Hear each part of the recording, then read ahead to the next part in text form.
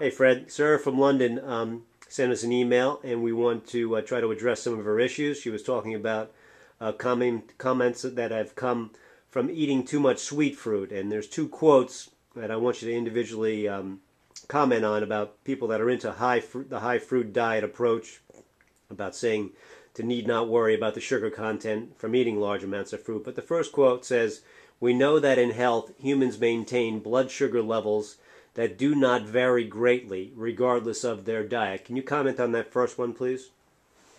Absolutely. It's quite true that if a person's eating a lot of fruit, or even if they're eating a lot of sugar, their blood sugar won't fall out of the normal range. But that's not the real problem, unless they're hypoglycemic or diabetic. But that's not the real problem. The real problem is if you're overeating on sugar, and it's possible too if you're overeating on fruit. If you're eating tremendous amounts of fruit and you're not exercising very, very heavily to burn off the amount of utilize the amount of sugar that you're using, you're secreting a lot of insulin. And in the process to keep your blood sugar within the normal range, if you're checking your blood sugar, you have to secrete a lot of insulin. When you're secreting a lot of insulin, you have a lot of sugar in your blood, and you have a lot of insulin to stabilize an excessive amount of sugar, it causes problems over a period of lifetime. That's one of the reasons why people check their CRP and homocysteine. That elevated CRP and homocysteine comes from having too much insulin or having inflammation in the arteries or the blood vessels. That's a real problem in today's society. So it's not a good idea to have a lot of insulin in your blood on a continuous basis. If you're eating a lot of fruit, and especially if you're eating it all day, like some people that I've seen do in their raw food lifestyle, you're definitely going to have a lot of insulin in your blood. And this is going to lead to different problems. You could exhaust the beta cells in your pancreas. You could exhaust your adrenal glands. Your adrenal glands and your thyroid glands are very intimately related. I'm seeing some people lately that are on raw foods that are running into adrenal and thyroid problems. This shouldn't be happening. Excesses of anything is not good. If you're over stressing your endocrine system, it can definitely lead to serious problems later on in life. Yeah, Fred. And the second comment was quoted as, "On a personal note, using a blood sugar monitor, I have tested on myself and on many people that their sugar response from eating fruit. I have found that after eating large quantities of banana, as one might say as many as 15, blood sugar doesn't spike, but stays extremely stable and in a healthy range." How about a couple of comments on that, please? Well, as I just said, it's quite true. You can eat tremendous amount of, it doesn't even have to be fruit, you can eat tremendous amounts of sugar, tremendous amounts of processed food, and if you're eating tremendous amount of sweet fruit, if you're not diabetic or hypoglycemic, if you prick your finger and check your blood sugar, you're going to be in a normal range. But that's not the point. You know, we're missing the point completely here.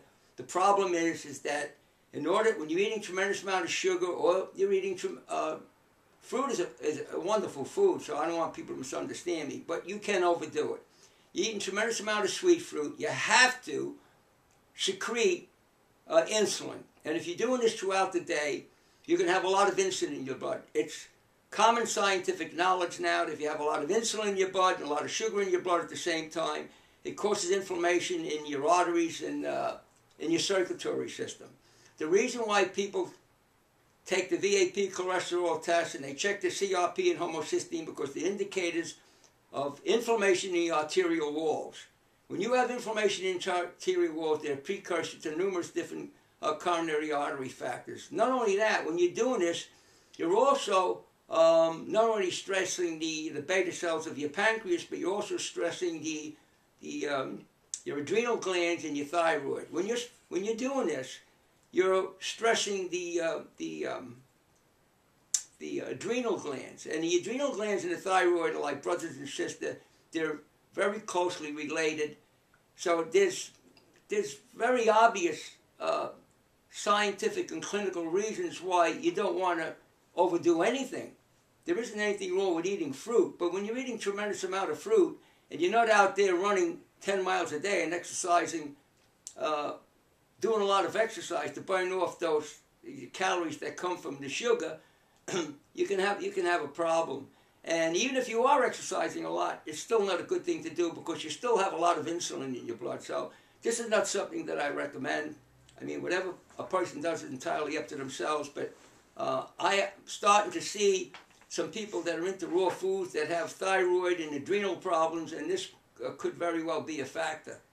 Great, and I think that addresses Sarah's point about the insulin spike and relationship. But her last point is that she has heard you mention, as part of your healthy journey, about eating celery or greens with fruit to lessen the insulin response. But her question is specifically might be talking about eating fat, like as an avocado, to an alternative to this, because it's out there that some say that fruit with fat will lessen this insulin response.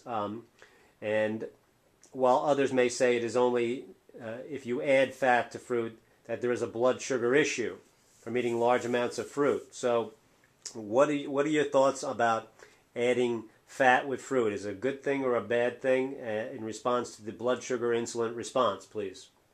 Well, it's not something I recommend. I mean, there are people that are doing that. If you eat fat along with the fruit, you're definitely holding up. There's going to be a slower release of the sugar into your bloodstream, and it's not really a good thing to do. I don't recommend looking for ways around the basic truth as far as chemistry is concerned. If you're eating fruit and you have a problem, you're eating to satisfy some emotional, psychological factors, and you're eating fat to do that. I don't encourage people to do that. I believe in dealing with the real issue, and I do believe in eating in the right combinations.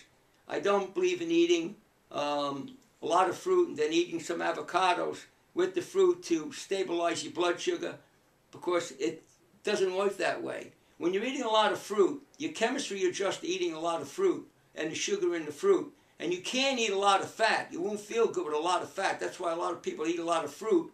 Don't recommend a diet where there's much fat in it or much protein, because their body is adapted to a high sugar diet, and it doesn't work both ways. People that don't eat any fruit, eat a lot of nut pâtés, and eat a lot of fat, they handle the fat very well, no letdown in energy. It takes approximately 2 weeks for the body to switch to burning sugar as fuel to burning fat as fuel. That was proven when it is proven when people follow a high protein diet. When they stop eating the processed carbohydrates, in 2 weeks they're converting fat to glucose at an efficient level. So if you go to either extreme, you're not going to be able to tolerate the other extreme that way. So the best thing to do is to not overeat on anything, eat a variety of different foods. Even if you're training for a marathon, you don't have to eat excessive amounts of fruit, because I've done that. I've run numerous marathons, and I've run a couple 50-mile races. And I did it by eating more fruit, but it wasn't excessive. You don't have to go excessive one way or the other.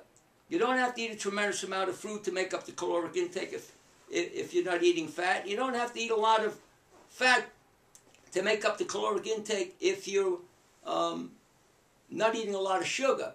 Your body reduces, becomes efficient on less food, and you'll have great endurance. You have to let your body go through this cleansing process to become biologically efficient. Great. Thanks, Sarah.